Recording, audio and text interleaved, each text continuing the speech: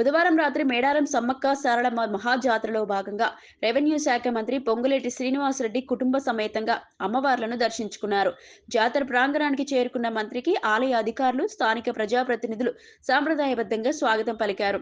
అమ్మవారి గద్దెల వద్ద ప్రత్యేక పూజలు నిర్వహించిన మంత్రి కుటుంబ సభ్యులతో కలిసి సమ్మక్క సారళమ్మకు నైవేద్యాలు సమర్పించి ఆశీర్వాదాలు పొందారు. ఈ సందర్భంగా మహాజాతర ఏర్పాట్లపై అధికారులను వివరాలు అడిగి తెలుసుకున్నారు. భక్తులకు ఎలాంటి ఇబ్బందులు కలగకుండా అన్ని ఏర్పాట్లు పకడ్బందీగా చేయాలని సూచించారు.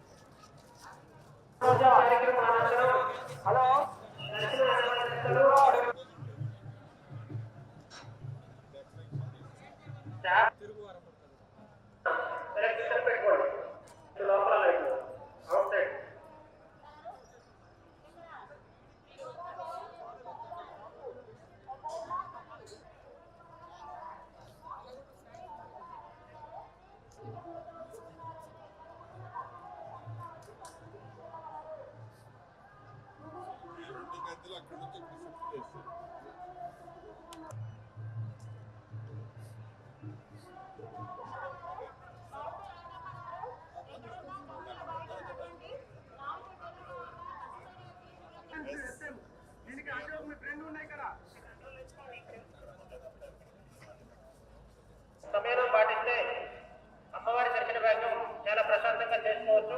భక్తులందరూ కూడా సహకరించగలరని